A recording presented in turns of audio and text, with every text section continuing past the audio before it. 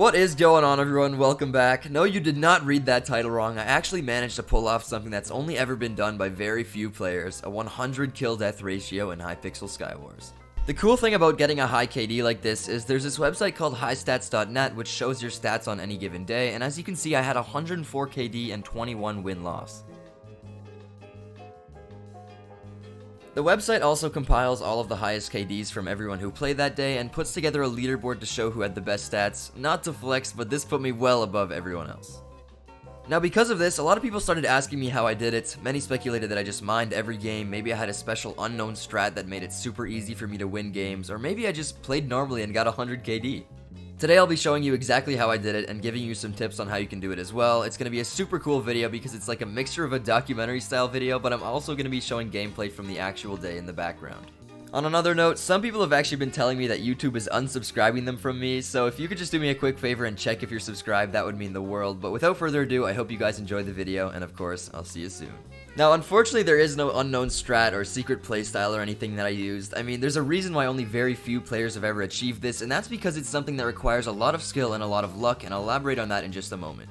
In order to even reach 100 KD, you're gonna need a win streak of somewhere between 15 and like 50, depending on how many kills you get per game, which essentially means the safer you play, the more games it's gonna take you, which of course increases the chance of something going wrong at some point. For instance, maybe you get tired after playing too many games, or eventually run into a hacker, or miss a jump that costs you the game. There are a lot of things that can go wrong. This is why it's super important to find a perfect balance between playing quickly and aggressively while also being smart and ensuring you won't die to something you can avoid.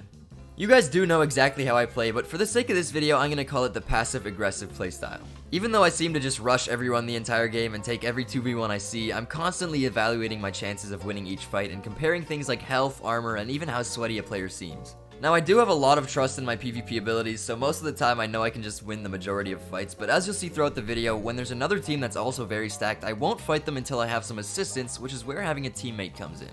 You see, getting high kill streaks and win streaks in Skywars is a lot easier in teams mode than in solo, not only because there are a lot more people to kill per game, but you also have a teammate that can support and protect you if needed.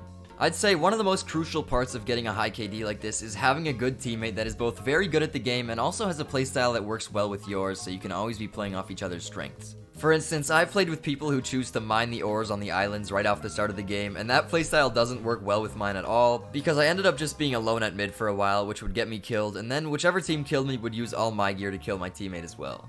On the other hand, as important as it is to have a good teammate, it's equally as important to have a high level of team chemistry and communication with your teammate. I know it sounds really cliche, but trust me, if you're able to know exactly what they're thinking at all times and vice versa, then you'll have a much easier time working effectively together. As you'll hear in just a moment, I'm constantly communicating what I'm thinking, even going as far as describing my enemy's gear to my teammate, so that we can not only decide who the biggest threat in the game is, but we'll also be able to prepare for and help each other during these intense fights that arise. There's another stack team, it's Team H. There's only one player though. Okay. Full iron and a knight sword, so be careful. Now, obviously, having a great teammate with a great team chemistry isn't just gonna hand you a 100 KD. I know some of you are definitely thinking, alright, let's go, I got my good teammate and we have good chemistry, there we go, 100 KD achieved. Well, not quite. As I mentioned earlier, you need a combination of lots of skill and lots of luck, but let me break that down a little further.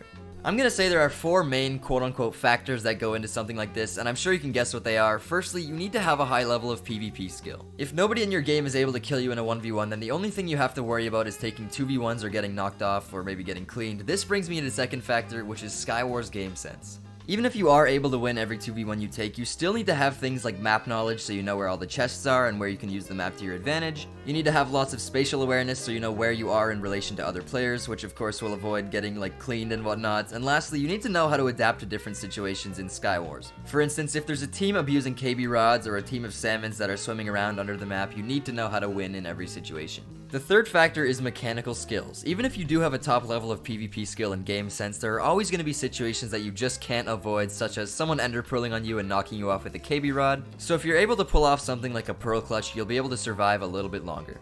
Other things I'd include in the mechanical skills category are jitter bridging, block clutching, MLG water bucketing, and even simply being able to loot your chests quickly, which could definitely help you get more mid chests than someone who got to mid at the same time but is still stuck looting their first chest.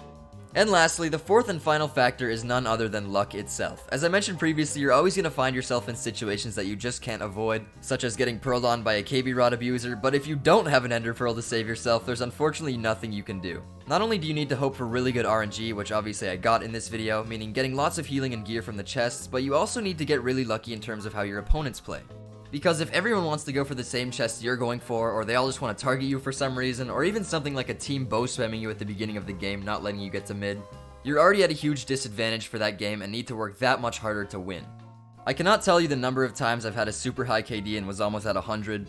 For instance, this one was 65 and this one here was 83, but then I lose to something really dumb like getting cleaned and chased around by 5 people at once. So yeah, you do need to get really lucky for like 20 games in a row, but what if I told you there was a way to almost guarantee you're the most stacked team in the game? Ah, now this is where things get interesting. And before you say, what? Chazm has a way to tweak the RNG values in Skywars, ban him! No, I'm just talking about basic math. Let's say theoretically there are 6 chests at mid. If you get all 6, then you're almost guaranteed to be more stacked than everyone else, unless of course you get arrows and logs in every chest, but most of the time you'll get all mid loot and will have a much easier time winning the game. Obviously, there is no way you can get every mid chest every single game you play, but there is a way to increase the chance of getting every chest. Let me explain. On a map like Tribute, which you'll see on screen here, there are 4 chests on the outskirts of mid, which I go to, and 4 chests right in the center. Even if you get to mid way before everyone else and get the majority of chests, there's still going to be someone on the other side of the map who can just build to the first chest just like I did, and all of a sudden they have a chance of getting stacked as well. What this means is, the farther away the chests are on each map, the less chance you have of getting all of them. Now what you're seeing on screen now is a map called Shire, which you should all be familiar with, and this is the polar opposite because on this map the chests are all super close together. This is not good either because everyone else ends up jumping to mid for the same chests as you do, and then it just becomes a mosh pit. That's why it's super important to find a balance between the two. Welcome to Xiaohao. This is my favorite map. It has 6 total chests, but they're all in the center area of the map, which means someone can't just build a couple blocks and reach a chest. They actually have to go through this first area, which I'll call the sub-mid, and then they can get to the chests. However, because the chests are decently spaced out around mid, the chance of someone contesting the exact chest you're going for is much lower than on a map like Shire. Another great thing about Xiaohao is that there are many escape routes that you can use if you need, for instance the stairs, which shown here, or you can use this tunnel and then just block it off after, and then you have a perfect escape.